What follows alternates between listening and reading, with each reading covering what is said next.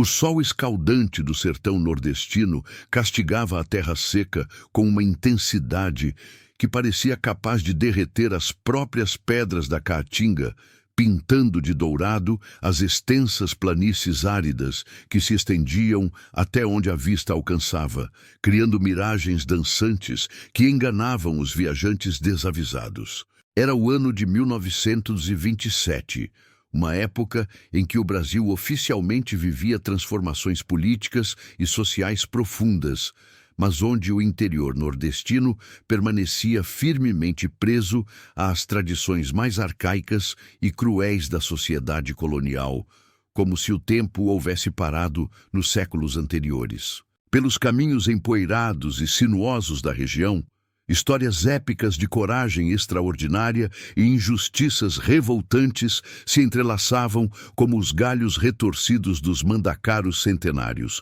criando uma tapeçaria complexa e fascinante de relações humanas que espelhava tanto o melhor quanto o pior da natureza humana em toda a sua diversidade. O sertão era uma terra de contrastes extremos e paradoxos impossíveis, onde a beleza selvagem e imponente da natureza intocada convivia harmoniosamente com a dureza implacável e muitas vezes cruel da vida cotidiana dos habitantes. Naqueles tempos difíceis e incertos, quando a lei do mais forte prevalecia impiedosamente sobre qualquer noção civilizada de justiça ou direitos humanos, quando a força das armas determinava mais do que qualquer código legal, vivia na imponente e majestosa fazenda Pedra Branca o temido e odiado Coronel Antônio Ferreira dos Santos, um homem cuja simples menção do nome era suficiente para fazer crianças chorarem e adultos tremerem de medo genuíno. Este homem cruel e despótico representava fielmente tudo aquilo que havia de mais perverso, corrupto e desumano no sistema coronelista que dominava com punho de ferro o interior brasileiro desde os tempos sombrios do Império, um sistema baseado na exploração sistemática dos mais fracos pelos mais fortes, na concentração absurda de poder e riqueza nas mãos de poucos privilegiados, e na manutenção de estruturas sociais profundamente injustas e desiguais. Ferreira dos Santos era descendente direto de uma família tradicional e poderosa, que havia enriquecido enormemente durante o longo período colonial, através da exploração desumana e sistemática da mão de obra escravizada, acumulando vastas fortunas construídas sobre o sofrimento e a dignidade roubada de milhares de seres humanos, tratados como propriedade. Seus antepassados cruéis haviam sido senhores de engenho autoritários e impiedosos, donos absolutos de centenas e centenas de pessoas escravizadas que trabalhavam sob condições desumanas. Mesmo após a promulgação da Lei Áurea, em 1888, que oficialmente aboliu a escravidão no país, a família Ferreira dos Santos havia conseguido manter e até mesmo expandir suas práticas exploratórias e desumanas, adaptando-se habilmente aos novos tempos e às mudanças legais, mas preservando cuidadosamente a mesma mentalidade supremacista, racista e profundamente autoritária que sempre havia caracterizado sua relação com aqueles que consideravam inferiores. A majestosa fazenda Pedra Branca se estendia por mais de 50 mil hectares de terras extremamente férteis e bem localizadas, abrangendo múltiplos rios cristalinos, nascentes abundantes, pastagens verdejantes que se perdiam no horizonte e extensas áreas de cultivo que possuíam potencial para produzir alimentos suficientes para sustentar confortavelmente milhares e milhares de famílias necessitadas da região circundante. No entanto, toda essa riqueza natural extraordinária e esse potencial produtivo imenso permaneciam obstinadamente concentrados nas mãos gananciosas de um único homem egoísta e cruel, que utilizava essas benesses da natureza não para promover o bem comum da comunidade ou para aliviar a pobreza endêmica da região, mas exclusivamente para manter, consolidar e ampliar continuamente seu poder pessoal absoluto sobre toda a região e seus habitantes vulneráveis. A imponente Casa Grande da Fazenda era uma construção verdadeiramente majestosa e intimidante. Cuidadosamente erguida no topo estratégico de uma colina elevada e dominante, posição privilegiada de onde o coronel paranoico podia observar constantemente e controlar todos os movimentos que ocorriam em suas vastas propriedades, mantendo vigilância constante sobre cada palmo de terra que considerava sua propriedade sagrada e inviolável.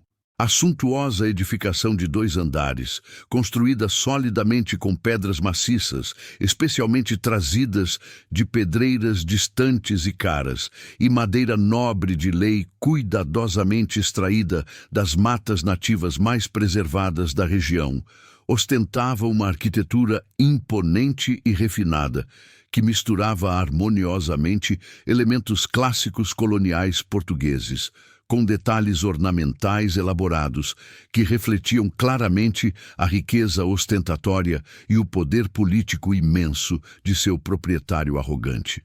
Cercado permanentemente por um verdadeiro exército particular de jagunços violentos e absolutamente fiéis à sua pessoa, homens perigosos e sem escrúpulos morais, cuidadosamente recrutados entre os elementos mais violentos, desesperados e moralmente corrompidos de toda a região circundante, o coronel Ferreira dos Santos mantinha um controle férreo, absoluto e inquestionável sobre absolutamente tudo e todos que viviam sob sua esfera de influência direta ou indireta. Esses capangas sanguinários e leais não eram simples empregados ou trabalhadores rurais comuns, mas constituíam verdadeiros soldados profissionais completamente devotados ao serviço incondicional de seus caprichos mais absurdos e perigosos. Homens dispostos, sem hesitação, a cometer qualquer tipo de atrocidade imaginável, por mais cruel ou desumana que fosse, em troca da proteção poderosa, do sustento garantido e da posição privilegiada que sua lealdade cega lhes proporcionava. O coronel despótico governava toda a região com punho de ferro implacável, impondo sua vontade pessoal e seus caprichos através do uso sistemático e calculado do medo constante e da violência exemplar, criando um ambiente de terror permanente que desencorajava qualquer forma de resistência ou questionamento. Suas decisões arbitrárias eram automaticamente consideradas lei inquestionável em toda a região, e qualquer pessoa que ousasse questionar ou desafiar sua autoridade absoluta significava estar conscientemente correndo risco mortal de vida. Comerciantes prósperos, pequenos fazendeiros independentes, artesãos habilidosos e trabalhadores rurais honestos viviam todos sob a ameaça constante e sufocante de sua ira imprevisível, sabendo perfeitamente que qualquer deslize menor, qualquer palavra mal interpretada ou qualquer ação que pudesse ser considerada desobediência poderia facilmente resultar em consequências absolutamente terríveis e irreversíveis para eles próprios e para suas famílias inocentes e vulneráveis. Por outro lado, percorrendo exatamente os mesmos caminhos empoeirados e perigosos que diariamente testemunhavam as injustiças revoltantes e as atrocidades cometidas pelo coronel cruel, cavalgava majestosamente uma figura já completamente lendária, que havia se tornado símbolo poderoso de resistência corajosa e justiça implacável para todos os oprimidos e desfavorecidos do sertão. O incomparável Virgulino Ferreira da Silva, conhecido reverencialmente em todo o vasto Nordeste brasileiro pelo nome que ecoava como trovão ensurdecedor nos ouvidos apavorados de seus inimigos e como música celestial nos corações esperançosos dos necessitados, o grande e temido Lampião. O rei absoluto do cangaço, Havia construído metodicamente sua reputação extraordinária, não apenas através de sua coragem excepcional e lendária e de sua astúcia militar incomparável em situações de combate direto, qualidades raras que o tornavam praticamente invencível em confrontos armados contra forças governamentais ou grupos criminosos rivais, mas também através de um código de honra pessoal extremamente peculiar, rígido e inquebrantável que o diferenciava drasticamente de muitos outros bandoleiros comuns, criminosos oportunistas e saqueadores, sem princípios da época conturbada. Lampião definitivamente não era um simples bandido comum, movido exclusivamente pela ganância material desenfreada, pela sede insaciável de poder pessoal, ou pela violência gratuita e sem propósito. Suas motivações profundas eram infinitamente mais complexas, nobres e interessantes, estando firmemente enraizadas numa experiência pessoal traumática de injustiça familiar que havia moldado permanentemente sua visão peculiar de mundo e definido claramente sua missão pessoal de vida no sertão que tanto amava. E o futuro rei do cangaço sempre havia demonstrado uma sensibilidade especial, quase sobrenatural, para identificar e combater as injustiças sociais gritantes que presenciava constantemente em suas andanças incansáveis pelo sertão nordestino, possuindo uma capacidade verdadeiramente extraordinária de reconhecer instantaneamente situações onde os mais fracos e vulneráveis eram cruelmente oprimidos, explorados ou humilhados pelos mais fortes e poderosos da sociedade local. A formação do caráter único de Lampião havia sido profunda e permanentemente influenciada por experiências extremamente traumáticas e dolorosas, vividas no seio de sua própria família durante sua juventude conturbada. Quando ainda era apenas um jovem inocente, chamado simplesmente Virgulino, presenciou horrorizado a morte absolutamente injusta, brutal e desnecessária de seu pai querido, o honesto José Ferreira, assassinado covardemente nas mãos de soldados totalmente corruptos e desumanos que serviam fielmente aos interesses escusos de coronéis locais poderosos e vingativos. Esse evento traumático e definidor havia plantado permanentemente em seu coração jovem, mas determinado, uma sede absolutamente insaciável de justiça verdadeira que o acompanharia fielmente por toda a sua vida aventureira e perigosa no sertão que conhecia como a palma de sua mão. A partir daquele momento doloroso e revelador, o jovem Virgulino compreendeu definitivamente que no sertão cruel de sua época, a justiça oficial simplesmente não existia para os pobres, os fracos e os oprimidos da sociedade. Foi numa tarde particularmente quente e sufocante do mês de março, quando o sol implacável do meio-dia transformava o ar rarefeito em ondas visíveis de calor intenso que distorciam completamente a paisagem árida ao redor, criando ilusões óticas fantásticas que os destinos aparentemente opostos desses homens tão profundamente diferentes se cruzaram de forma completamente inesperada e dramática, num encontro casual que mudaria para sempre e de forma irreversível as vidas de absolutamente todos os envolvidos e que se tornaria lenda imortal nas rodas de conversa nostálgicas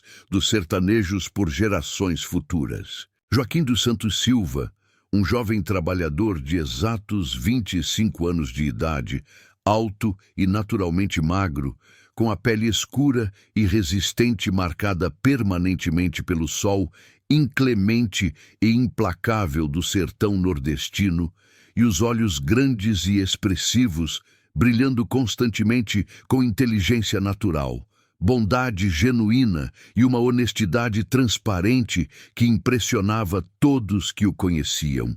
Caminhava pacientemente pela estrada empoeirada e irregular, que cortava sinuosamente as extensas e perigosas terras do temido coronel.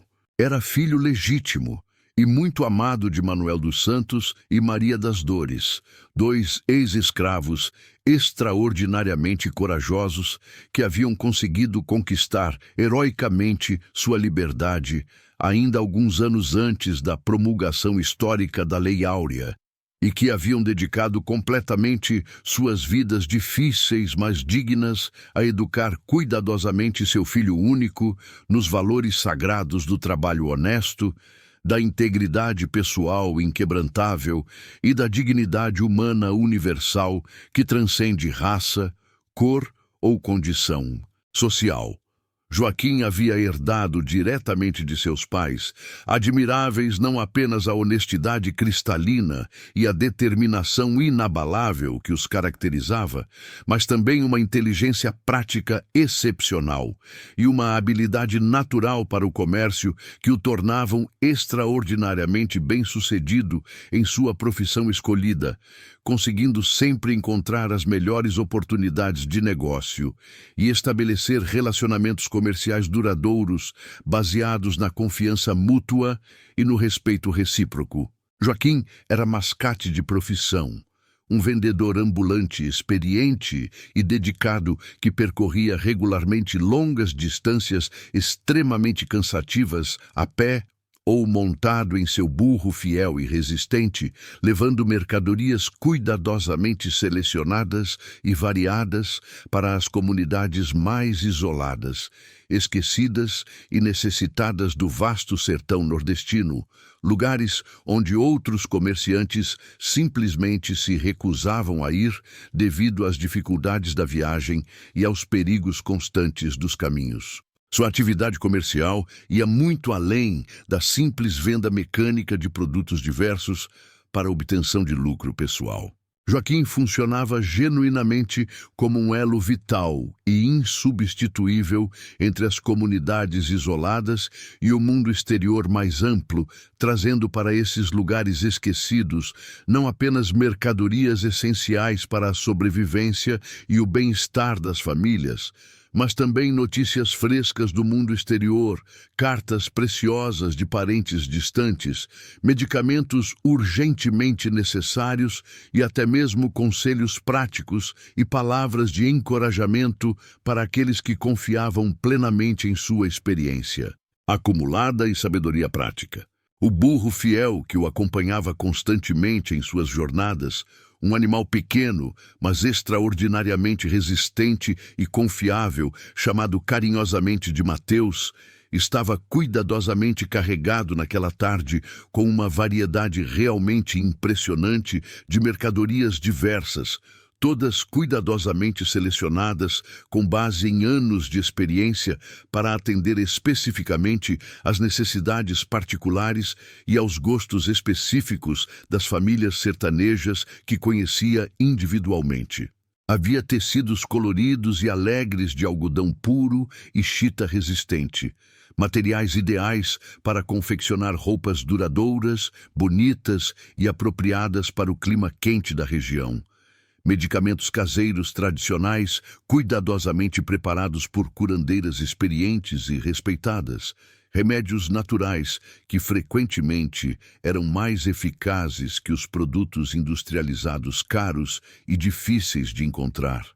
Ferramentas simples, mas absolutamente essenciais, como facas afiadas, machados pequenos, mas eficientes e agulhas de costura de boa qualidade.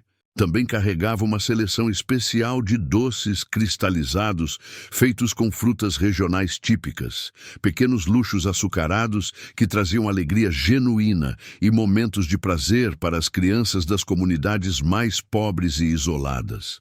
Sabonetes perfumados de boa qualidade que representavam um toque refinado de civilização na vida simples e muitas vezes dura do sertão.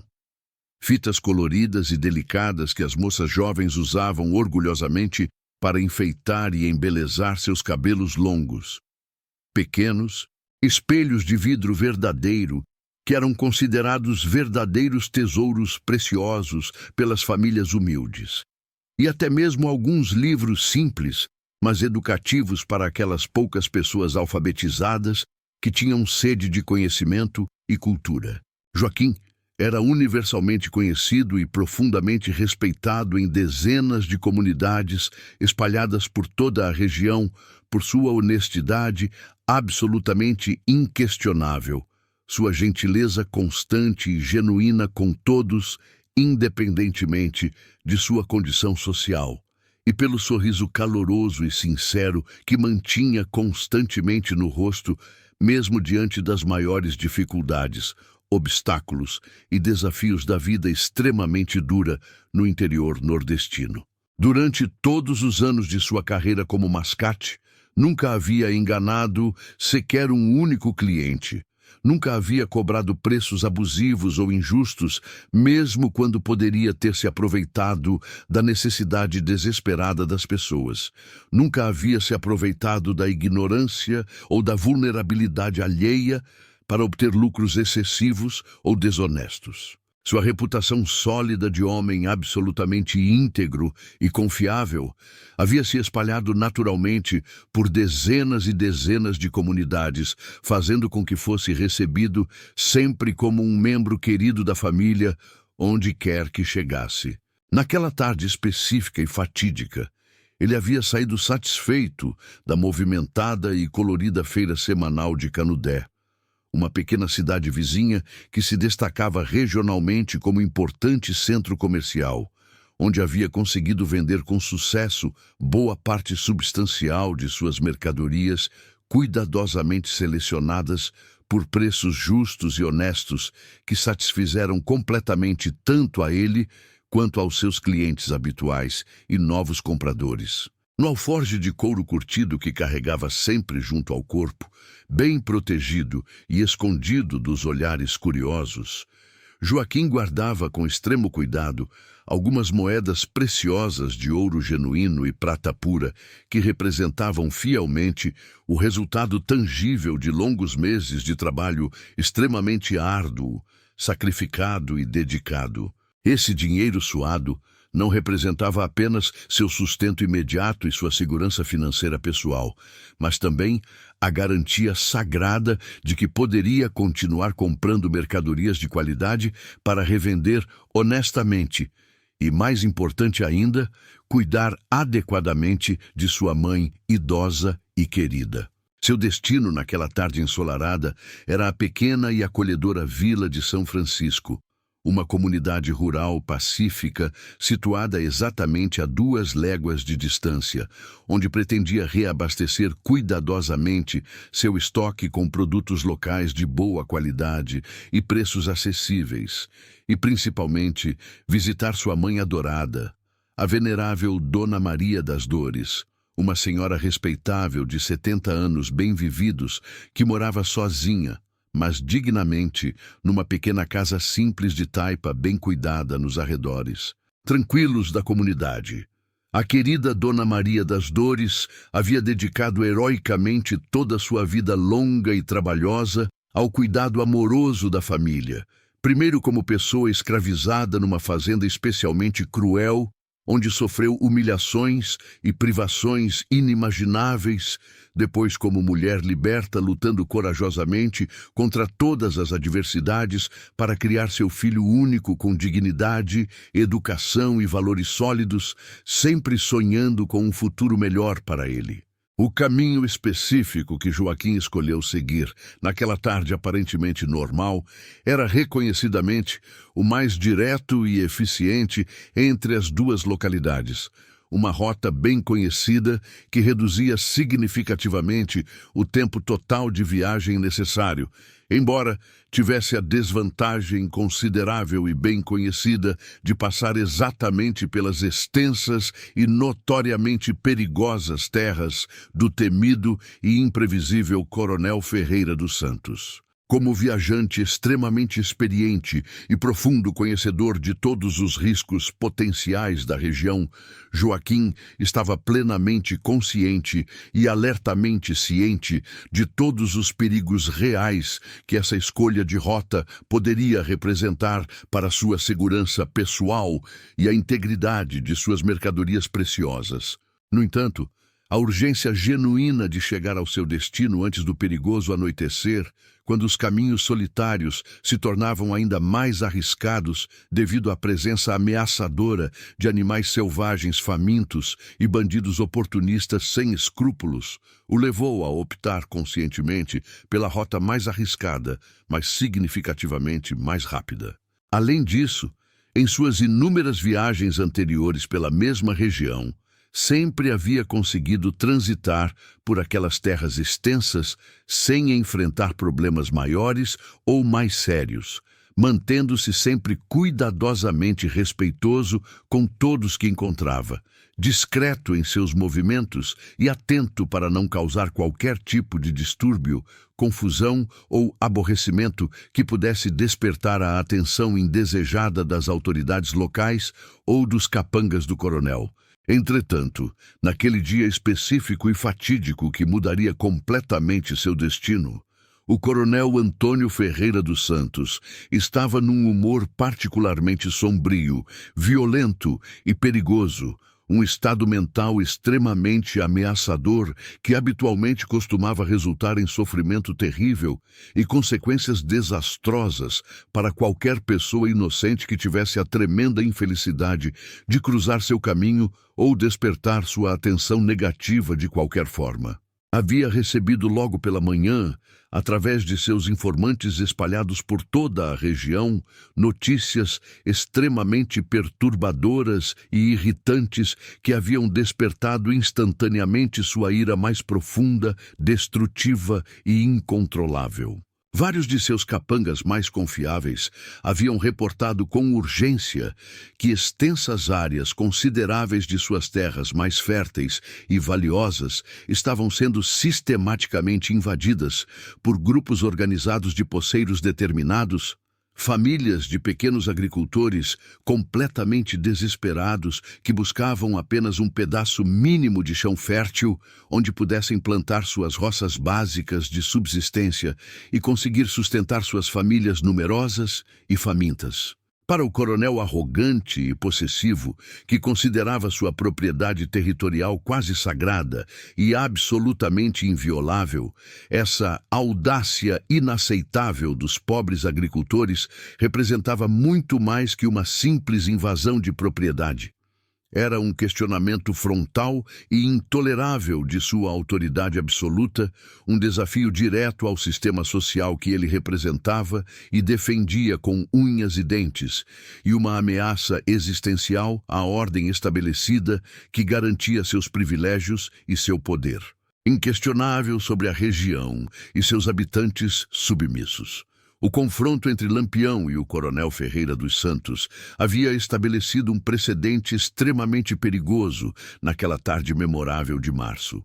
Enquanto Joaquim seguia sua viagem protegido e escoltado cuidadosamente por dois cangaceiros experientes até a modesta casa de sua mãe querida, carregando consigo não apenas suas mercadorias danificadas pelos jagunços violentos, mas também uma história absolutamente extraordinária de salvamento providencial que mudaria para sempre sua percepção do mundo. O coronel permaneceu exatamente no mesmo local onde havia sido humilhado, fervendo literalmente de raiva incontrolável e humilhação profunda, diante de seus próprios jagunços subordinados. A intervenção corajosa e decisiva de Lampião havia representado muito mais do que uma simples demonstração impressionante de força militar ou um ato isolado de generosidade.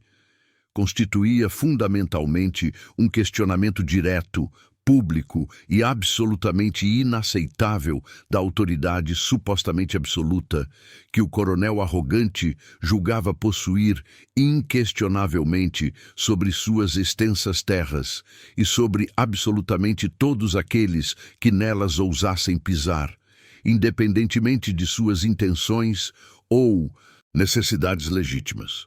Para um homem cruel e despótico que havia se acostumado completamente durante décadas a ser temido reverencialmente e obedecido cegamente sem qualquer tipo de questionamento ou hesitação, aquela humilhação pública devastadora diante de seus próprios subordinados constituía uma afronta pessoal completamente intolerável, que exigia urgentemente uma vingança imediata, exemplar e absolutamente terrível que restaurasse sua reputação abalada e demonstrasse a todos na região as consequências fatais de desafiar sua vontade suprema.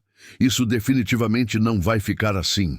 Rosnou o coronel perigosamente entre os dentes cerrados, observando com ódio crescente a nuvem de poeira característica levantada pelos cavalos velozes de Lampião e seus homens que se afastavam rapidamente no horizonte dourado, carregando consigo a sensação amarga de vitória completa sobre suas ambições tirânicas. Ninguém, absolutamente ninguém neste mundo desafia impunemente o coronel Antônio Ferreira dos Santos em suas próprias terras sagradas e consegue sair completamente ileso e vitorioso. Zé Preto, ainda visivelmente nervoso e abalado pelo encontro inesperado e tenso com os cangaceiros lendários, aproximou-se muito cautelosamente de seu patrão irado, reconhecendo todos os sinais perigosos de uma explosão iminente de violência. Coronel respeitado, o que exatamente o senhor pretende fazer agora? Lampião não é definitivamente um homem fácil de enfrentar diretamente. Tem fama bem estabelecida e merecida de nunca ter perdido sequer uma única batalha importante em toda sua carreira. O coronel voltou-se bruscamente para o jagunço subordinado com seus olhos pequenos e cruéis, literalmente flamejando de ódio puro e sede insaciável de vingança. Lampião pode muito bem ser temido e respeitado por muitos covardes desta região. Mas eu possuo recursos substanciais, conexões políticas influentes e métodos eficazes que esse bandido presunçoso nem sequer consegue imaginar em seus sonhos mais ambiciosos. Vou demonstrar pessoalmente a esse cangaceiro malandro e arrogante, e também a todos os outros que futuramente ousarem me desafiar ou questionar, qual é exatamente o preço terrível e inevitável de humilhar publicamente um homem de posses inconsideráveis, tradição familiar respeitável e influência política real? Mané Carrasco e Boca de Ferro, os outros dois jagunços presentes na humilhante cena anterior, trocaram discretamente olhares extremamente preocupados e significativos. Conheciam intimamente e temiam profundamente o temperamento notoriamente vingativo e cruel de seu patrão poderoso. E sabiam perfeitamente, por experiência acumulada, que quando o coronel se sentia ferido mortalmente em seu orgulho desmesurado ou questionado em sua autoridade absoluta, ele inevitavelmente se transformava numa criatura absolutamente capaz das piores atrocidades imagináveis. A sede diabólica de vingança que começava visivelmente a germinar e crescer naquele momento fatídico prometia claramente consequências absolutamente terríveis e possivelmente irreversíveis para absolutamente todos os envolvidos, direta ou indiretamente.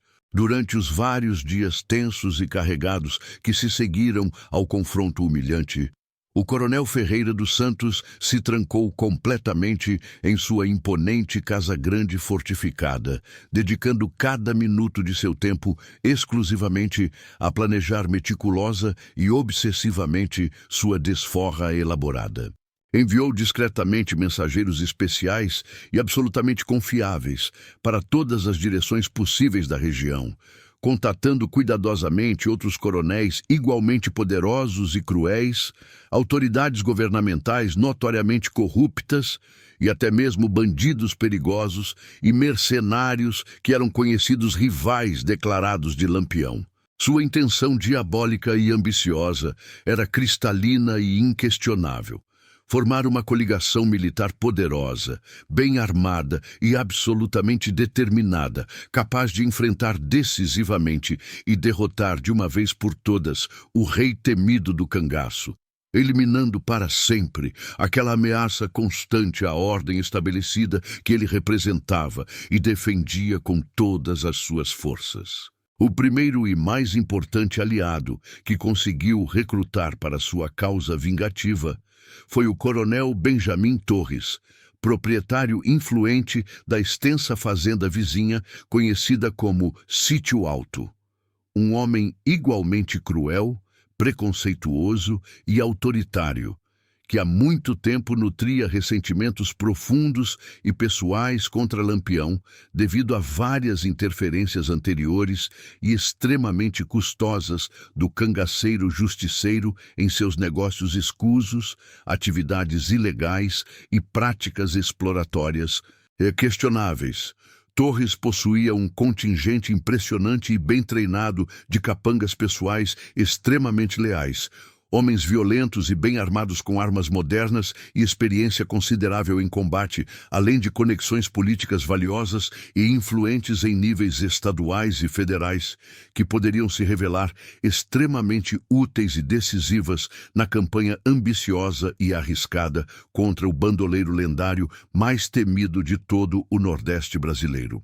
Ferreira, meu amigo e aliado, declarou Torres enfaticamente durante uma reunião altamente secreta e cuidadosamente planejada realizada nos aposentos privados da Fazenda Pedra Branca, finalmente chegou a hora há muito esperada de acabarmos definitiva e permanentemente com essa praga social perigosa que infesta e corrompe nosso sertão há tempo demais. Lampião tem sistematicamente protegido vagabundos indesejáveis, ladrões contumazes, invasores de propriedades e toda sorte de elementos subversivos por um período excessivamente longo. É definitivamente hora de mostrarmos com autoridade e violência quem realmente manda e governa nesta região. O segundo aliado, extremamente valioso, veio na pessoa respeitável do capitão Severino Ramos, um oficial graduado da Polícia Militar Estadual, amplamente conhecido e temido em toda a região por sua brutalidade sistemática, métodos questionáveis e corrupção generalizada.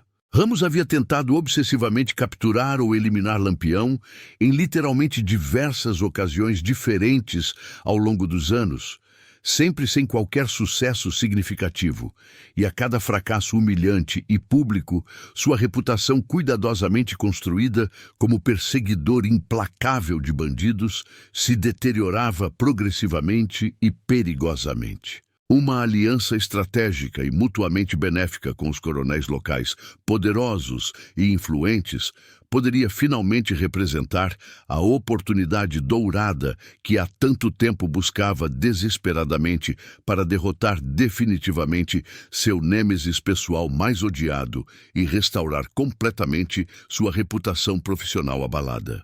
Senhores coronéis respeitados e influentes, disse Ramos diplomaticamente durante outra reunião conspiratória cuidadosamente organizada, posso disponibilizar imediatamente um destacamento militar especial composto exclusivamente por soldados cuidadosamente selecionados pela lealdade e eficiência, além de armamentos modernos de última geração e informações privilegiadas e atualizadas sobre os movimentos habituais, estratégias conhecidas e possíveis esconderijos de Lampião e seu bando perigoso.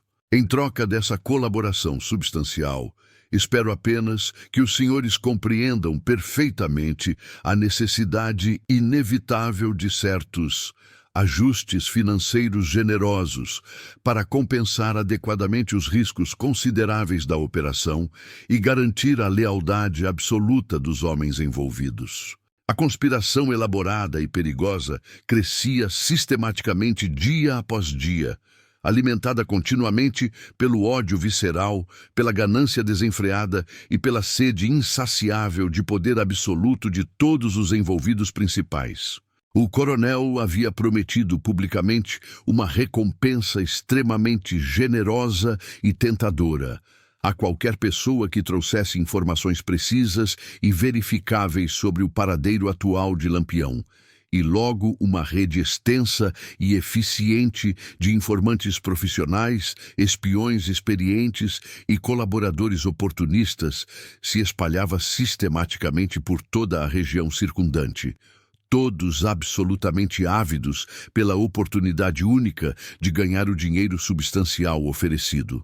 Enquanto isso, completamente alheio inicialmente às maquinações diabólicas que se desenvolviam contra ele, Lampião e seu bando experiente e leal haviam estabelecido seu acampamento temporário numa região montanhosa extremamente acidentada e de acesso naturalmente difícil, conhecida tradicionalmente pelos habitantes locais como Serra da Esperança, um local estrategicamente escolhido que oferecia excelente visibilidade panorâmica de todos os arredores extensos e múltiplas rotas de fuga, cuidadosamente planejadas em caso de ataque inimigo inesperado ou cerco militar organizado. O rei experiente do cangaço sabia perfeitamente, por intuição desenvolvida e experiência acumulada, que sua intervenção corajosa e pública em favor do mascate inocente inevitavelmente teria consequências significativas e potencialmente perigosas, e estava se preparando mental e materialmente, de forma adequada e sistemática para enfrentar qualquer tipo de retaliação violenta que pudesse surgir como resultado de suas ações justas, mas provocativas. Virgulino, disse Corisco preocupadamente durante uma conversa íntima e confidencial, realizada ao pé da fogueira central do acampamento, cercados pela escuridão protetora da noite serena. Nossos informantes espalhados pela região estão relatando consistentemente que o coronel anda extremamente movimentado nos últimos dias. Parece claramente que está juntando homens armados e recursos consideráveis para organizar algum tipo de expedição militar contra nossa pessoa. Lampião sorriu com sua característica confiança inabalável e otimismo natural, demonstrando a tranquilidade de um homem que já havia enfrentado inúmeras situações similares e sempre conseguiu sair vitorioso. Deixa ele juntar quantos homens quiser e conseguir, Corisco. Já enfrentamos corajosamente situações muito piores e infinitamente mais perigosas do que essa, e sempre conseguimos sair completamente vitoriosos e ilesos. O que realmente me preocupa e ocupa meus pensamentos não é especificamente a força militar dele ou seus recursos, mas principalmente a segurança e o bem-estar do povo inocente e vulnerável, que pode acabar sendo prejudicado desnecessariamente nessa guerra que ele está provocando. Sabino, outro cangaceiro extremamente experiente e valorizado que havia participado de inúmeras campanhas ao lado de Lampião, aproximou-se discretamente do grupo reunido ao redor da fogueira acolhedora. Chefe respeitado, recebi notícias frescas e confiáveis de que o mascate Joaquim conseguiu chegar perfeitamente bem e em segurança na casa acolhedora de sua mãe querida. O povo simples e trabalhador de São Francisco está comentando amplamente a história extraordinária, dizendo unanimemente que foi um verdadeiro milagre divino o Senhor ter aparecido exatamente na hora mais necessária e crítica. O rosto expressivo de Lampião se iluminou instantaneamente com satisfação genuína e alegria sincera, demonstrando claramente que aquelas notícias positivas representavam para ele uma recompensa muito maior do que qualquer tesouro material ou reconhecimento oficial. Isso realmente me alegra profundamente o coração e confirma que fiz a escolha absolutamente correta, Sabino. Foi exatamente para momentos cruciais como esse que escolhi conscientemente essa vida perigosa, mas significativa. Quando um homem trabalhador e honesto é covardemente atacado apenas e exclusivamente por sua cor de pele ou origem social, é dever sagrado e inquestionável de todo cristão verdadeiro intervir corajosamente e fazer justiça imediata. Maria Bonita, a companheira inseparável e amada de Lampião, uma mulher corajosa e inteligente que havia se juntado voluntariamente ao bando alguns meses antes, trazendo consigo não apenas sua beleza natural, mas também uma sabedoria prática e intuição feminina valiosas, Escutava atentamente toda a conversa, com expressão pensativa e ligeiramente preocupada. Virgulino, meu amor, disse ela com sua voz suave, mas firme. Você definitivamente fez o certo, defendendo corajosamente aquele homem inocente contra a injustiça flagrante. Mas tenho um pressentimento muito ruim e perturbador sobre toda essa história complicada. O coronel definitivamente não é o tipo de homem que aceita humilhação pública facilmente ou esquece ofensas rapidamente. As palavras genuinamente premonitórias e sábias de Maria Bonita se revelariam completamente proféticas em muito pouco tempo. Naquela mesma noite escura e silenciosa, quando a lua estava completamente oculta pelas nuvens densas, o coronel Ferreira dos Santos colocava metodicamente em ação a primeira fase diabólica de seu plano elaborado e cruel de vingança pessoal. Não satisfeito simplesmente em perseguir diretamente Lampião através de métodos militares convencionais, havia decidido maliciosamente atingir o cangaceiro justiceiro exatamente onde mais doía, através das pessoas completamente inocentes e vulneráveis que ele protegia e defendia. Um grupo sinistro de 12 homens mascarados e fortemente armados, liderado pessoalmente pelo cruel Zé Preto e incluindo vários soldados corruptos e sem escrúpulos fornecidos discretamente pelo capitão Ramos, partiu silenciosamente da fazenda Pedra Branca durante as horas mais escuras da madrugada, com uma missão específica e absolutamente covarde: sequestrar brutalmente Dona Maria das Dores, a mãe idosa e completamente indefesa de Joaquim, e utilizá-la friamente como isca humana para atrair Lampião para uma armadilha mortal cuidadosamente preparada. A escolha diabólica da vítima inocente não havia sido absolutamente casual ou aleatória. O coronel havia investigado minuciosa e obsessivamente a vida pessoal de Joaquim durante vários dias, utilizando sua rede de informantes para descobrir todos os detalhes possíveis sobre a família do Mascate, e havia descoberto que o jovem era filho de Manuel dos Santos, um homem que havia ajudado generosamente Lampião no passado distante durante um momento de necessidade e perigo. Essa conexão familiar, aparentemente tênue, por mais fraca e indireta que pudesse parecer para observadores externos, seria cinicamente utilizada como justificativa conveniente para o ato absolutamente covarde e desumano que estava prestes a cometer contra uma senhora idosa e completamente inocente.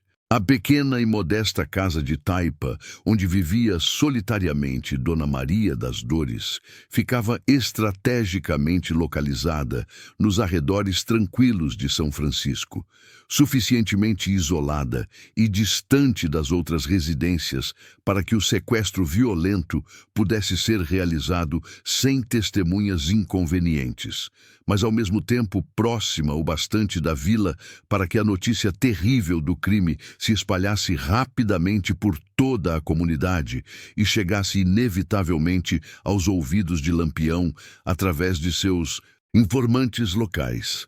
Era literalmente o local perfeito e ideal para os propósitos sinistros e calculistas do coronel vingativo e seus colaboradores cruéis. Por volta da meia-noite sinistra, quando a lua nova deixava toda a paisagem sertaneja mergulhada numa escuridão quase total que favorecia atividades clandestinas e criminosas, os 12 homens mascarados e armados cercaram silenciosamente a modesta residência da senhora idosa, movendo-se como sombras malévolas através do quintal pequeno, mas bem cuidado. Dona Maria das Dores, uma mulher de sono naturalmente leve devido à idade avançada, foi despertada abruptamente pelos ruídos suspeitos e ameaçadores que vinham do exterior de sua casa. A pobre senhora mal teve tempo suficiente de compreender completamente o que estava acontecendo ou de tomar qualquer medida defensiva antes que sua porta simples de madeira fosse violentamente arrombada por chutes brutais, e homens mascarados e ameaçadores invadissem completamente seu lar modesto, mas acolhedor. Não grite nem faça barulho, velha maldita, ameaçou perigosamente Zé Preto com sua voz naturalmente cruel, mantendo sua face completamente coberta por um lenço escuro que escondia sua identidade, mas não conseguia ocultar a maldade em seus olhos frios. Vamos dar apenas um pequeno passeio juntos. Se ficar quieta e cooperar completamente, garanto que não vai ser machucada desnecessariamente. A senhora idosa e respeitável, apesar do medo genuíno e compreensível que sentia naturalmente diante daquela situação aterrorizante, conseguiu manter heroicamente a dignidade pessoal e a coragem moral que haviam caracterizado consistentemente toda a sua vida longa e trabalhosa. "Que diabos querem comigo?" perguntou com voz trêmula, mas ainda firme. "Sou apenas uma pobre velha inofensiva, que nunca fez mal algum à criatura viva. O que queremos especificamente não é diretamente com a senhora respeitável", respondeu friamente um dos soldados mascarados, com voz deliberadamente distorcida para evitar reconhecimento, mas sim com aquele bandido maldito protetor de ladrões e vagabundos que salvou seu filho insolente da punição merecida. A senhora vai nos ajudar generosamente a dar uma lição exemplar e definitiva nele. Dona Maria das Dores compreendeu instantaneamente e com absoluta clareza que estava sendo covardemente usada como peça descartável num jogo muito maior, mais complexo e infinitamente mais perigoso do que havia imaginado inicialmente. Seu coração maternal se encheu imediatamente de preocupação desesperada, não por sua própria segurança pessoal ou bem-estar físico, mas principalmente pelo seu filho querido Joaquim, que poderia ser gravemente prejudicado ou colocado em perigo mortal por causa dela. "Joaquim não tem absolutamente nada a ver com essas questões", protestou corajosamente, com voz firme e determinada, apesar da idade avançada e da situação aterrorizante. "Ele é trabalhador, honesto e respeitável. Nunca se envolveu conscientemente com cangaceiros, bandidos ou qualquer tipo de atividade ilegal." Zé Preto gargalhou maldosamente, um som cruel e desumano que ecoou sinistro através da pequena casa violada. "Pode muito bem ser que seu filho seja relativamente honesto em suas atividades comerciais, velha tola, mas foi publicamente protegido e defendido por Lampião. E qualquer pessoa que é protegida por bandido automaticamente se torna inimigo declarado dos homens de bem e da ordem estabelecida. Agora venha imediatamente conosco, que não temos tempo algum a perder com conversas inúteis." A pobre senhora indefesa foi brutalmente retirada de sua casa acolhedora no meio da madrugada fria, levando consigo apenas a roupa simples do corpo e uma pequena imagem preciosa de Nossa Senhora, que sempre carregava devotamente consigo como proteção espiritual. Os sequestradores cruéis a conduziram forçadamente através de caminhos obscuros, perigosos e praticamente intransitáveis até um casebre completamente abandonado e em ruínas numa região extremamente isolada da Serra do Urubu, local estrategicamente escolhido por sua dificuldade natural de acesso e pela impossibilidade prática de fuga ou resgate fácil. Durante toda a viagem forçada e traumática, que durou várias horas agonizantes através de terreno acidentado e perigoso, Dona Maria das Dores rezou incessante e fervorosamente, pedindo proteção divina para si mesma, para seu filho amado Joaquim, e surpreendentemente até mesmo para aqueles homens cruéis e perdidos que a mantinham cativa contra sua vontade. Sua fé católica inabalável e sua bondade natural extraordinária permaneciam completamente intactas, mesmo diante da adversidade mais terrível e ameaçadora que já havia enfrentado em toda a sua vida longa e sofrida. Ao amanhecer do dia seguinte, quando os primeiros raios dourados do sol começaram a iluminar suavemente a paisagem sertaneja, Joaquim chegou pontualmente à casa de sua mãe para compartilhar o café matinal simples, mas afetuoso, que haviam estabelecido como tradição sagrada desde que ele se estabelecera definitivamente na região como mascate independente. No entanto, o que encontrou ali foi uma cena de pesadelo que jamais esqueceria pelo resto de sua vida. A porta de entrada estava completamente arrombada e pendurada torta em suas dobradiças quebradas. Móveis simples, mas queridos, estavam revirados e espalhados pelo chão. E havia sinais evidentes e inequívocos de luta violenta por toda parte. O desespero mais absoluto e devastador tomou conta instantaneamente de seu coração quando compreendeu com terrível clareza que algo absolutamente terrível havia acontecido com a pessoa mais importante e amada de sua vida inteira. "Mãe! Mãe querida!" gritou desesperadamente com voz embargada pela emoção, correndo freneticamente por todos os cômodos da pequena casa, na esperança impossível e irracional de que ela estivesse apenas escondida em algum lugar seguro, talvez ferida, mas ainda viva. Mas a realidade cruel e implacável logo se impôs com toda a sua força devastadora. Dona Maria das Dores havia desaparecido completamente e todas as evidências físicas apontavam inequivocamente para um sequestro violento e premeditado. Vizinhos preocupados que haviam ouvido os gritos desesperados de Joaquim começaram a se aproximar rapidamente da casa violada, oferecendo imediatamente toda a ajuda possível e demonstrando solidariedade genuína com o jovem em seu momento de maior desespero.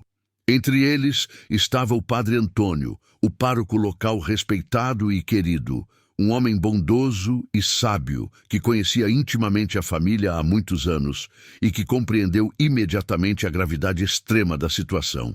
"Meu filho querido", disse o padre compassivo, colocando sua mão consoladora e paternal no ombro trêmulo de Joaquim. "Precisamos pensar com clareza e racionalidade mesmo neste momento terrível. Quem possivelmente poderia ter interesse malévolo em fazer mal à sua mãe respeitável? Ela nunca se envolveu em conflitos pessoais ou negócios perigosos."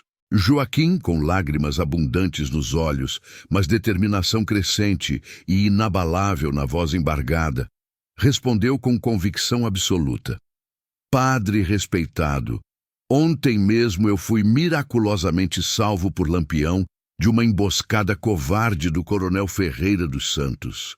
Tenho absoluta certeza de que isso tem relação direta com aquele homem cruel e vingativo.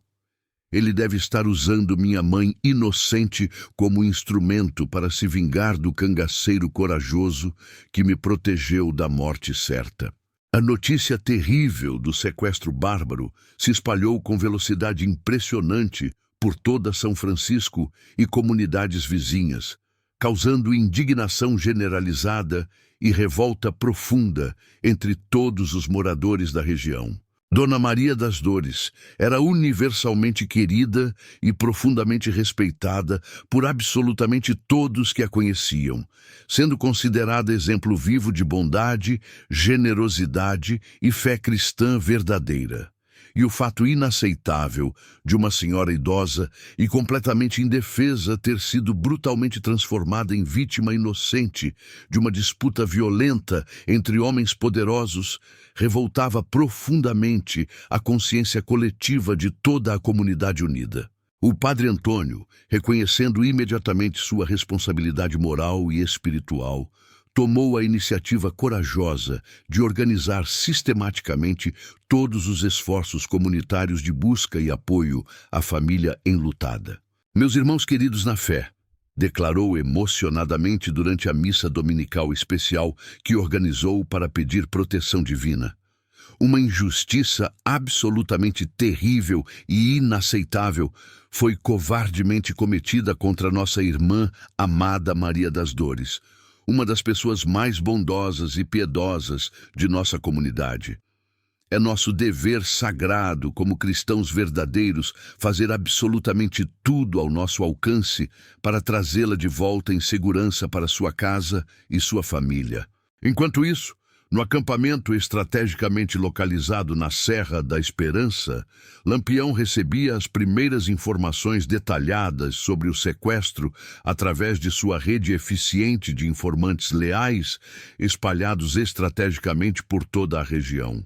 A notícia o atingiu literalmente como um soco devastador no estômago, despertando instantaneamente uma fúria controlada, mas absolutamente intensa, que todos os seus companheiros experientes reconheceram imediatamente como extremamente perigosa para todos os inimigos que ousassem enfrentá-lo.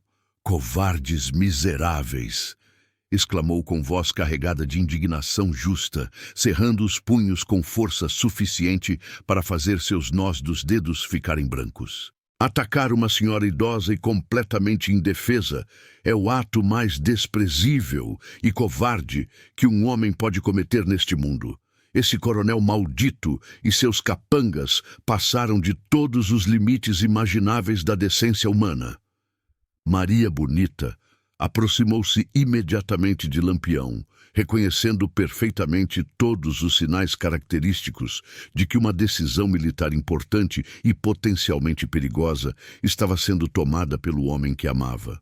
Conhecia suficientemente bem seu temperamento para saber que, quando uma injustiça desse calibre monstruoso era cometida, especialmente contra pessoas completamente inocentes e vulneráveis, o rei do cangaço se transformava numa força da natureza absolutamente imparável e devastadora. "Virgulino, meu amor", disse ela com voz suave, mas firme, colocando delicadamente sua mão no braço tenso de seu companheiro. "Sei perfeitamente que você está furioso e tem todo o direito de estar, mas precisamos agir com inteligência estratégica e não apenas com emoção. Pode muito bem ser uma armadilha cuidadosamente planejada para nos atrair para um local onde eles tenham vantagem tática ou numérica decisiva." Corisco e Sabino também se aproximaram rapidamente do grupo, aguardando pacientemente as ordens de seu líder, respeitado e temido. Conheciam Lampião há anos suficientes para compreender que, quando uma injustiça flagrante desse calibre era cometida contra pessoas inocentes, especialmente quando havia conexão pessoal com alguém que eles haviam protegido anteriormente, o cangaceiro se transformava automaticamente numa força militar praticamente invencível. "Vocês estão absolutamente certos sobre ser uma armadilha óbvia", concordou Lampião após alguns momentos de reflexão intensa e calculada, sua mente estratégica já trabalhando furiosamente para desenvolver um plano de ação eficaz. "Mas isso definitivamente não muda o fato fundamental de que uma mulher inocente e respeitável está sofrendo desnecessariamente por minha causa direta. Não posso simplesmente ignorar essa situação e continuar vivendo como se nada tivesse acontecido, fingindo que não tenho responsabilidade moral no assunto." A estratégia que Lampião começou metodicamente a desenvolver em sua mente experiente era absolutamente característica de seu gênio militar reconhecido. Ao invés de cair ingenuamente na armadilha óbvia e previsível que seus inimigos haviam preparado cuidadosamente, ele criaria suas próprias regras de engajamento completamente originais, transformando habilmente a situação aparente de desvantagem tática numa oportunidade única para uma vitória decisiva, exemplar e absolutamente devastadora.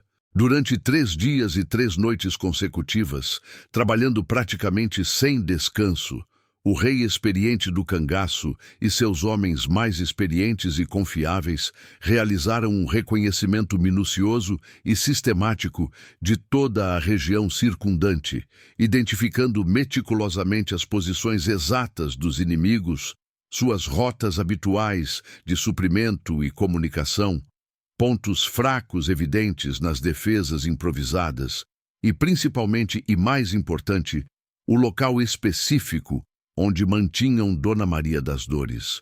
Cativa, a rede extraordinariamente eficiente de informantes de Lampião, composta principalmente por pessoas humildes, trabalhadoras e honestas que haviam sido beneficiadas direta ou indiretamente por suas ações corajosas de justiça social ao longo dos anos, fornecia constantemente informações extremamente precisas e atualizadas sobre absolutamente todos os movimentos dos conspiradores cruéis. Era uma demonstração clara e inequívoca de que, apesar de ser oficialmente considerado um bandido perigoso pelas autoridades corruptas, Lampião gozava genuinamente do apoio incondicional e da simpatia profunda da população mais pobre e necessitada da região.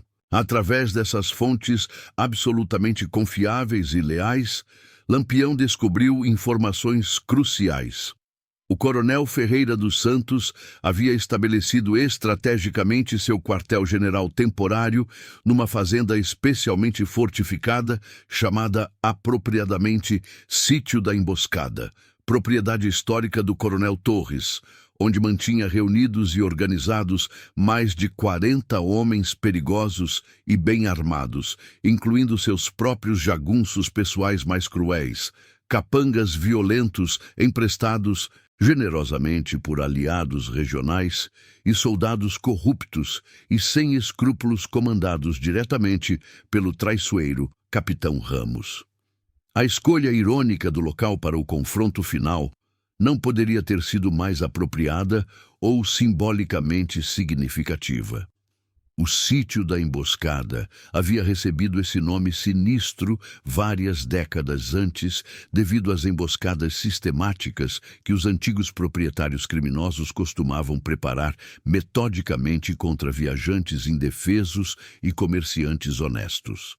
Agora, numa reviravolta cruel do destino, os descendentes diretos desses bandidos históricos pretendiam usar exatamente o mesmo local maldito para uma emboscada elaborada contra o maior defensor dos fracos e oprimidos que o sertão nordestino já havia conhecido em toda a sua história.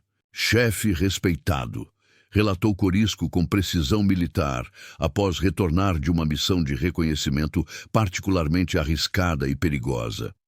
O local está realmente bem defendido e fortemente protegido, mas consegui encontrar alguns pontos fracos significativos em suas defesas. Eles estão claramente esperando que a gente ataque pela estrada principal da frente, onde prepararam cuidadosamente suas melhores posições de tiro e defesa. Mas existe uma trilha antiga e quase esquecida que passa estrategicamente por trás da propriedade, uma rota que era usada antigamente pelos tropeiros experientes. Lampião estudou cuidadosa e meticulosamente todas as informações coletadas por seus homens, visualizando mentalmente cada detalhe do terreno acidentado e calculando precisamente as melhores opções táticas disponíveis para o sucesso da missão. Quantos homens eles mantêm posicionados especificamente nessa trilha dos fundos, Corisco? Apenas 2 ou 3 vigias relaxados, pelo que consegui observar cuidadosamente durante várias horas de vigilância, respondeu Corisco com confiança.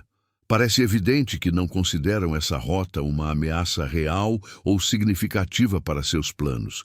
E tem mais uma informação interessante e valiosa. A casa específica onde estão mantendo a velha senhora cativa fica bem próxima dessa trilha dos fundos. Seria perfeitamente possível resgatá-la silenciosamente, sem alertar o grosso das tropas inimigas posicionadas na frente. Sabino, que também havia participado ativamente das missões perigosas de reconhecimento, acrescentou informações extremamente valiosas e perturbadoras. Chefe, consegui descobrir detalhes importantes sobre os planos diabólicos deles. Estão planejando usar a senhora respeitável como escudo humano se formos atacá-los diretamente pela frente.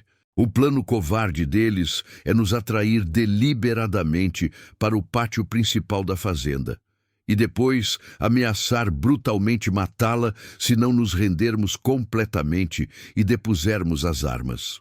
A revelação chocante desses detalhes absolutamente sórdidos e desumanos do plano inimigo apenas intensificou tremendamente a determinação férrea de Lampião de não apenas resgatar heroicamente Dona Maria das Dores em perfeita segurança, mas também dar uma lição exemplar, definitiva e absolutamente inesquecível naqueles homens cruéis que haviam cruzado deliberadamente todas as linhas sagradas da decência humana e da moralidade cristã. Escutem muito bem, meus companheiros leais e corajosos, disse Lampião com autoridade absoluta, reunindo solenemente todo o seu bando numa formação circular perfeita ao redor da fogueira central do acampamento. Amanhã, ao anoitecer, vamos executar uma operação militar que será lembrada para sempre neste sertão e contada por gerações futuras. Não se trata meramente de resgatar uma senhora inocente das mãos de sequestradores, mas de demonstrar categoricamente a todos os coronéis cruéis da região que existem consequências inevitáveis e terríveis para aqueles que atacam covardemente pessoas completamente indefesas. O plano militar elaborado meticulosamente por Lampião era genuinamente uma obra-prima absoluta de estratégia militar aplicada especificamente ao contexto único do cangaço nordestino. Enquanto a maior parte de seus homens mais experientes criaria uma diversão barulhenta e convincente na entrada principal da propriedade, atraindo completamente a atenção e o fogo concentrado dos inimigos para aquela direção, um pequeno grupo de elite, especialmente selecionado, se infiltraria silenciosamente pelos fundos para resgatar a refém preciosa e neutralizar eficientemente os vigias desatentos. Simultaneamente, outros cangaceiros experientes, estrategicamente posicionados em pontos elevados, cuidadosamente escolhidos ao redor de toda a propriedade, forneceriam cobertura de fogo extremamente preciso e devastador, impedindo categoricamente que os inimigos se reorganizassem efetivamente ou executassem qualquer plano de contingência que pudesse colocar a vida da refém inocente em risco adicional ou desnecessário. Maria Bonita, meu amor, disse Lampião com solenidade especial, dirigindo-se especificamente à sua companheira querida. Quero que você lidere pessoalmente o grupo responsável pelo resgate delicado da Dona Maria.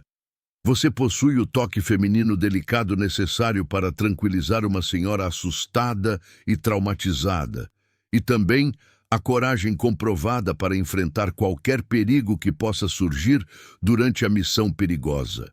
Maria Bonita assentiu com determinação absoluta e orgulho evidente, compreendendo perfeitamente a importância crucial e a responsabilidade imensa da tarefa que lhe estava sendo confiada pelo homem que amava e respeitava acima de tudo. Pode confiar completamente em mim, Virgulino. Vou trazer a senhora em perfeita segurança, nem que seja a última coisa que eu faça na vida. Na manhã seguinte, enquanto Lampião e todo o seu bando faziam metodicamente os preparativos finais e minuciosos para a operação de resgate arriscada, Joaquim chegou determinadamente ao acampamento na Serra da Esperança, viajando sozinho através de caminhos perigosos, trazendo consigo informações atualizadas sobre a situação desesperadora de sua mãe querida e uma determinação absolutamente inabalável de participar ativamente da operação de salvamento, independentemente dos riscos pessoais envolvidos. Senhor Lampião respeitado, disse o jovem Mascate com voz firme, mas emocionada, descendo cuidadosamente de seu burro fiel, com movimentos que revelavam cansaço físico extremo, mas também uma resolução moral completamente inflexível. Vim humildemente oferecer minha ajuda para salvar minha mãe amada. Sei perfeitamente que não sou cangaceiro treinado nem guerreiro experiente, mas conheço cada palmo desta região como a palma da minha mão, e posso ser útil de alguma forma significativa. Lampião observou atenta e respeitosamente o jovem corajoso, reconhecendo nele exatamente a mesma coragem natural e integridade moral inquebrantável que havia admirado profundamente no pai anos antes, quando Manuel dos Santos havia arriscado sua própria vida para ajudar um cangaceiro ferido e necessitado. Joaquim, meu filho corajoso, admiro sinceramente sua coragem e determinação, mas esta vai ser uma operação extremamente perigosa e violenta. Não posso em boa consciência permitir que você se arrisque desnecessariamente. Com todo respeito, senhor Lampião, insistiu Joaquim com convicção absoluta, seus olhos brilhando intensamente com determinação inabalável. Minha mãe querida está sofrendo diretamente por minha causa. Se não fosse o senhor ter me ajudado generosamente ontem, ela estaria segura e tranquila em sua casa agora mesmo. É minha obrigação moral e filial fazer absolutamente tudo ao meu alcance para salvá-la, independentemente dos riscos envolvidos ou das consequências pessoais.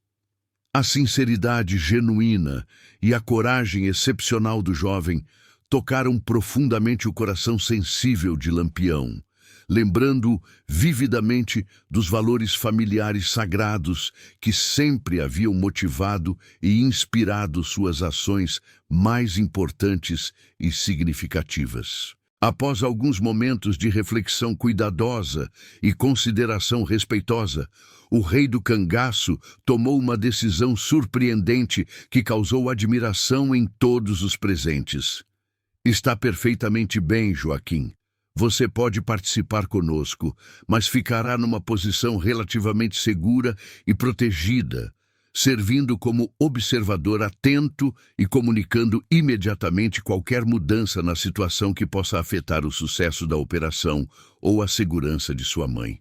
Sua função será absolutamente fundamental para o sucesso da missão, mas não o exporemos desnecessariamente ao perigo direto do combate.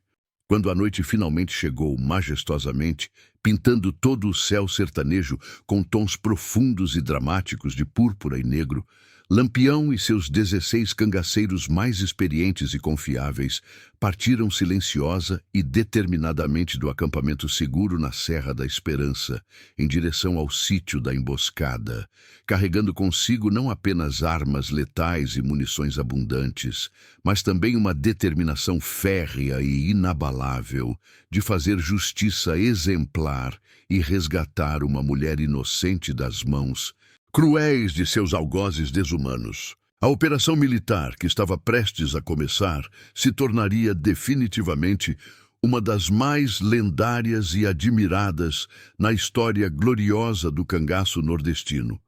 Não apenas pelos aspectos táticos e militares brilhantes envolvidos, mas principalmente pelo exemplo moral extraordinário que representaria para as gerações futuras. A prova definitiva e inequívoca de que Lampião não era um simples bandido comum, movido exclusivamente por ganância pessoal ou sede de poder, mas um verdadeiro defensor incansável dos fracos e oprimidos, um homem de princípios dispostos a arriscar absolutamente tudo para proteger aqueles que não podiam se proteger sozinhos. Enquanto cavalgavam silenciosa e determinadamente através da caatinga densa, na escuridão protetora da noite sem lua, cada cangaceiro carregava no coração a certeza absoluta de que estavam participando de algo muito maior e mais significativo que uma simples operação militar de resgate. Estavam escrevendo ativamente um novo capítulo na lenda imortal de Lampião. Um capítulo que seria contado e recontado orgulhosamente por gerações futuras como exemplo supremo de coragem, justiça e humanidade. Genuína no sertão nordestino, A operação começou exatamente como planejado, meticulosamente. Os homens de Lampião criaram uma diversão extremamente barulhenta e convincente na entrada principal da propriedade fortificada, disparando tiros constantes e gritando ameaças para atrair completamente a atenção de todos os defensores para aquela direção específica, enquanto Maria Bonita liderava corajosamente o grupo especializado de resgate pelos fundos da propriedade. O tiroteio intenso na frente foi absolutamente espetacular, com os cangaceiros demonstrando claramente sua superioridade tática reconhecida e suas habilidades de combate excepcionais. Enquanto isso, Maria Bonita e 3 companheiros selecionados neutralizaram silenciosa e eficientemente os vigias descuidados dos fundos e chegaram rapidamente ao casebre, onde Dona Maria estava mantida prisioneira. Dona Maria respeitada, sou Maria Bonita, companheira de Lampião, sussurrou ela suavemente ao encontrar a senhora amarrada, mas felizmente ilesa fisicamente. Viemos especificamente buscá-la para levá-la em segurança para casa. Os olhos cansados da senhora idosa se encheram instantaneamente de lágrimas abundantes de alívio e gratidão profunda. Minha filha querida, que Deus nosso Senhor os abençoe abundantemente por esta bondade. O resgate foi executado com perfeição militar absoluta. Enquanto o coronel e todos seus homens concentravam desesperadamente seu fogo na entrada principal, pensando equivocadamente que Lampião estava atacando frontalmente como eles haviam previsto, a verdadeira operação de resgate acontecia silenciosa e eficientemente nos fundos. Quando finalmente perceberam que haviam sido completamente enganados por uma estratégia brilhante, já era tarde demais para qualquer reação efetiva. Lampião não se contentou meramente com o resgate bem-sucedido. Numa demonstração impressionante de superioridade tática absoluta, seus homens cercaram completamente o sítio da emboscada em questão de minutos. O rei do cangaço apareceu majestosamente na entrada principal, montado em seu cavalo imponente, completamente imponente, sob a luz prateada da lua que havia surgido dramaticamente entre as nuvens. "Coronel Ferreira dos Santos!" gritou com voz autoritária que ecoou poderosamente por toda a propriedade. "Saia imediatamente e me enfrente como homem. Ou vai continuar se escondendo covardemente como uma ratazana depois de atacar uma senhora indefesa?"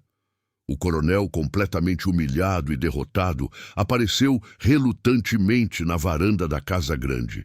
Sabia perfeitamente que estava completamente cercado e sem qualquer saída possível. "Lampião, isso definitivamente não termina aqui. Para você, termina hoje mesmo", respondeu Lampião com frieza mortal. "Mas vou dar uma oportunidade que você definitivamente não merece. Renda-se imediatamente com todos seus homens e garantirei que saiam vivos daqui. Continuem resistindo inutilmente e nenhum de vocês verá o próximo amanhecer." A superioridade numérica e tática de Lampião era absolutamente evidente e inquestionável. Os próprios jagunços do coronel começaram a depor as armas voluntariamente, reconhecendo que a resistência continuada seria literalmente suicídio. O capitão Ramos foi o primeiro a se render completamente, seguido pelos soldados corruptos que havia trazido. "Coronel!" disse Lampião, descendo majestosamente do cavalo e caminhando com autoridade em direção à varanda. "Você cometeu 2 erros absolutamente fatais e imperdoáveis. Primeiro, atacou um homem inocente exclusivamente por preconceito racial desprezível. Segundo, usou uma senhora idosa como instrumento covarde de vingança pessoal. Isso é completamente imperdoável na minha concepção de justiça." O coronel, vendo sua derrota completa e humilhante, tentou desesperadamente uma última cartada patética. "Lampião, posso pagar qualquer quantia que quiser. Tenho ouro abundante, terras extensas, influência política considerável." Lampião sorriu com desdém evidente e desprezo absoluto. Coronel ignorante, você ainda não compreendeu que existem coisas sagradas neste mundo que o dinheiro sujo jamais consegue comprar. Dignidade humana, honra pessoal e justiça verdadeira definitivamente não estão à venda.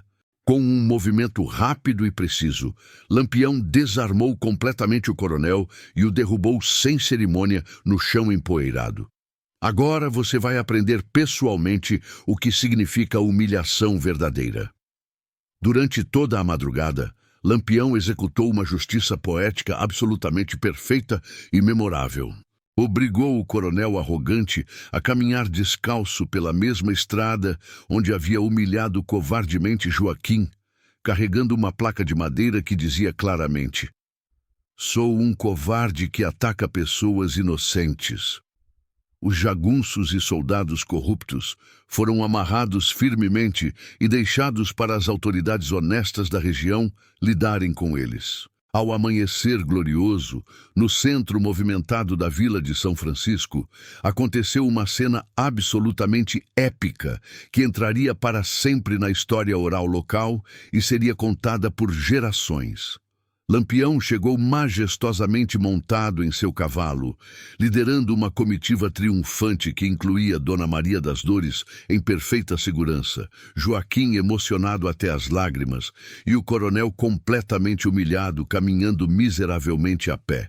A população inteira da vila saiu entusiasticamente às ruas para presenciar o momento absolutamente histórico.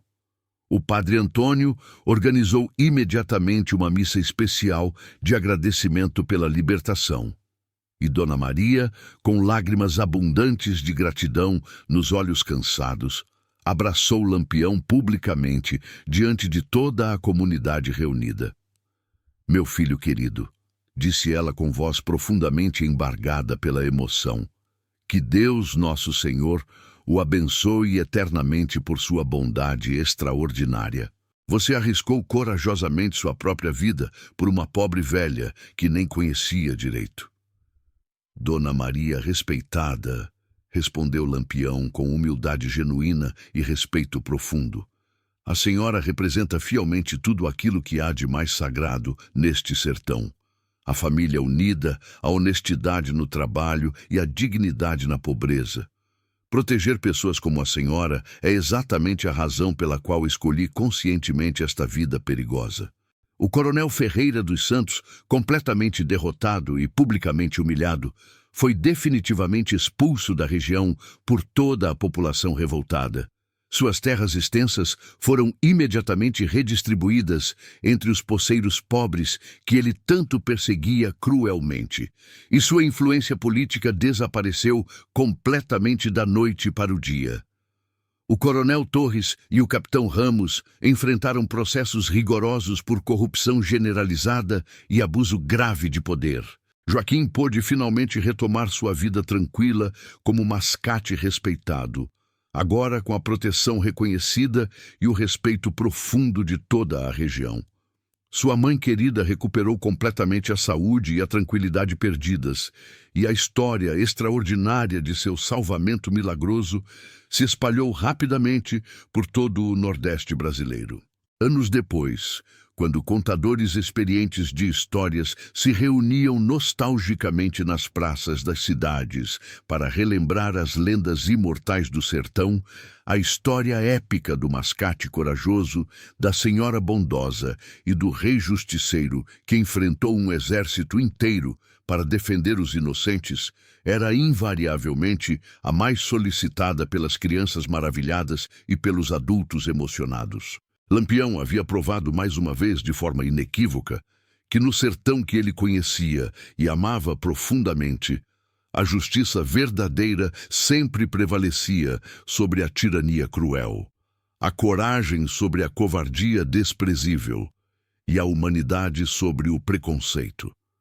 O coronel, que havia emboscado um pobre viajante apenas por ser negro, descobriu da pior forma possível que existem consequências inevitáveis e terríveis para aqueles que escolhem conscientemente o caminho da crueldade e da injustiça.